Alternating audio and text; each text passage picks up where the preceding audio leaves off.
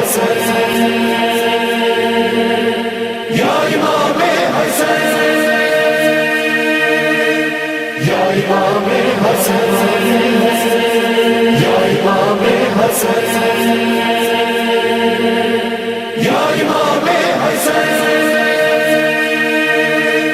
یا امام حسن یا امام حسن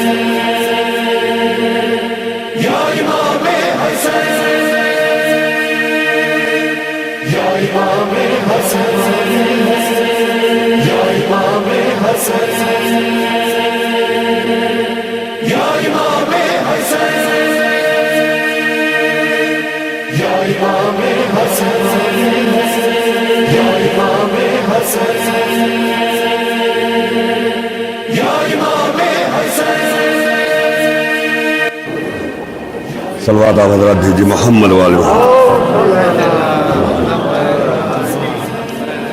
اعوذ باللہ من الشیطان اللعین الرجیم بسم اللہ الرحمن الرحیم الحمدللہ الذی ہدانا وما کننا وشفینا وہادی نبینا مولانا مولا الثقلین جد الحسن والحسین ابی القاسم محمد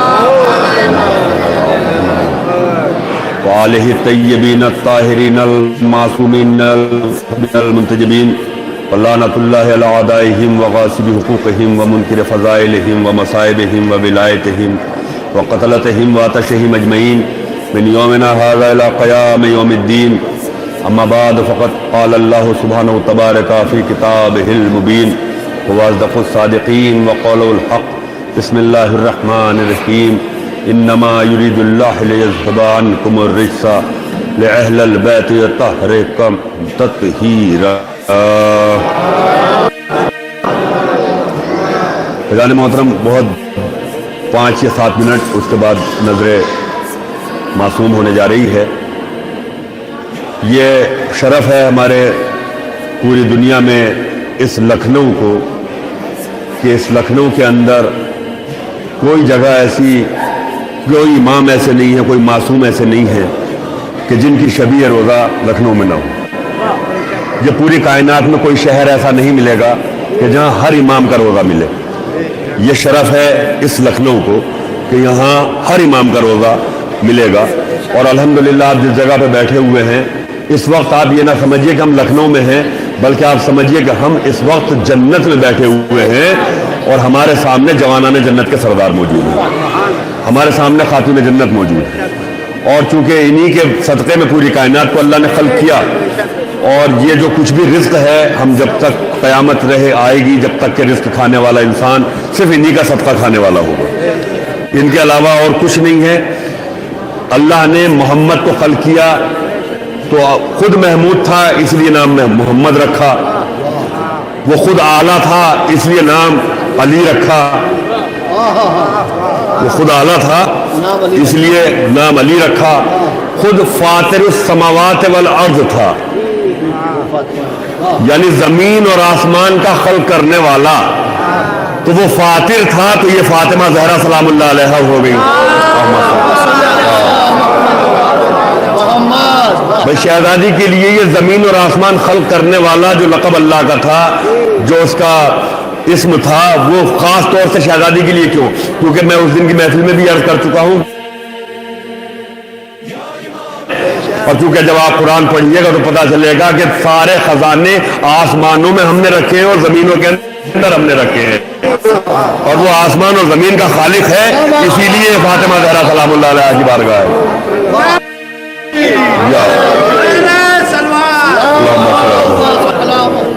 اور اس کے بعد سبت اکبر،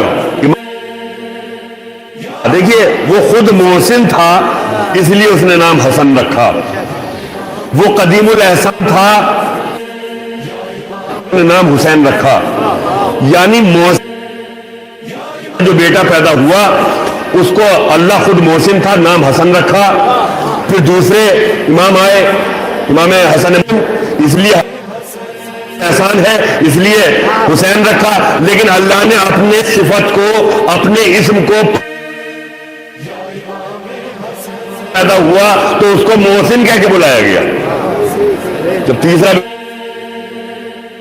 کہہ کے بلایا. یعنی آپ سمجھیے کہ امام حسن ہو امام حسین ہو ایک احسان اور قدیم الاحسان اور محسن اسی دائرے کے اندر ہیں. اور امام حسن مجتبیٰ کے تھوڑی سی بات میں ذکر کر دوں کہ امام حسن مجتبیٰ کی فضیلت اتنی ہے کہ آپ یہ سمجھیے کہ جو 14 معصومین ہیں جن کی فہرست آپ لوگ پڑھتے ہیں اس میں امام حسن بھی 2 ہیں. 2 اماموں کے نام حسن ہیں, 4 کے نام علی ہیں کہ جن کے نام کو دہرایا نہیں گیا. اس پوری فہرست میں اکلوتے امام حسین علیہ السلام ہیں جن کے نام کو اللہ نے نہیں دہرایا.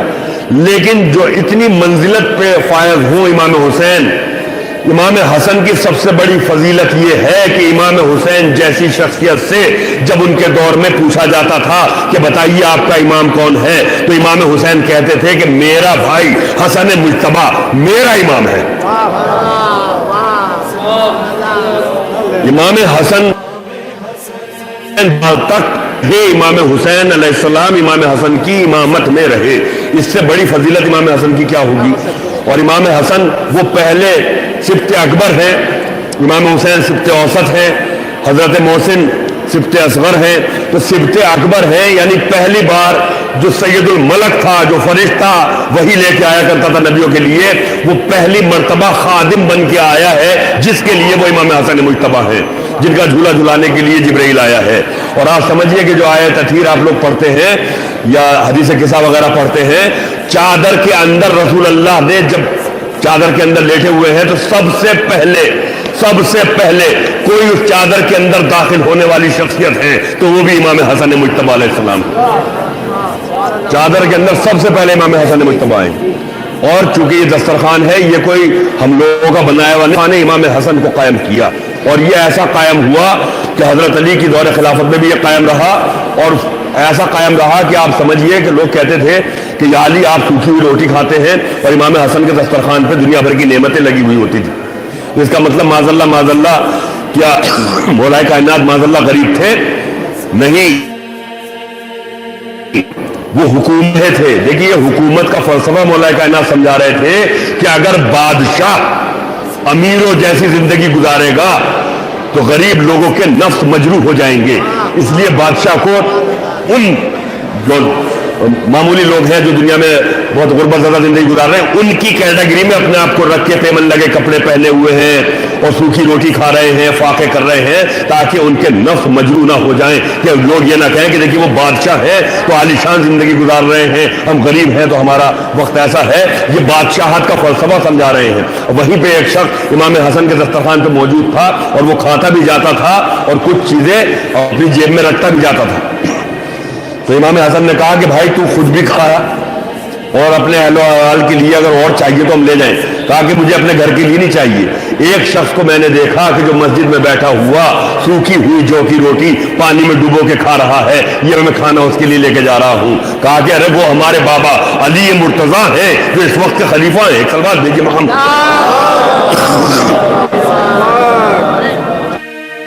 یعنی مولا کائنات سوکھی روٹی کھا رہے ہیں, لیکن عوام کے لیے دسترخوان امام حسن قائم ہے کہ جو لوگ آ کے, اور اس دسترخوان کی برکت تو آپ سب جانتے ہی ہیں کرتا ہے. کبھی پورے سال وہ پریشان نہیں رہے گا, برکتوں کا نزول اس گھر میں ہوتا رہے گا اور نحوستیں زائل ہوتی رہیں گی. تو لہٰذا مومنین دسترخوان میں شامل ہوں, اور یہ نظر امام ہے, یہ صدقہ امام ہے.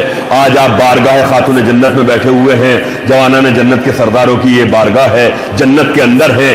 یہ جو دسترخوان ہے یہ نہ سمجھیے کہ ہم دنیا میں بیٹھ کے کھا رہے ہیں, بلکہ یہ جنت کی طرف سے جوانان جنت کے صدقے میں ہم لوگوں کو جنت کی نعمتیں یہاں پہ حاضر ہیں.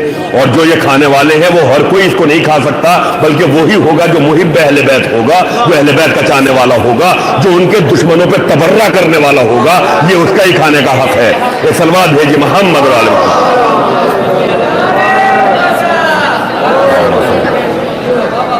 اور میں اپنے کلام کو یہیں پہ ختم کر رہا ہوں کیونکہ اب وقت نظر ہو گیا ہے. آپ حضرات 5 بار صلوات باواز بلند پڑھ کر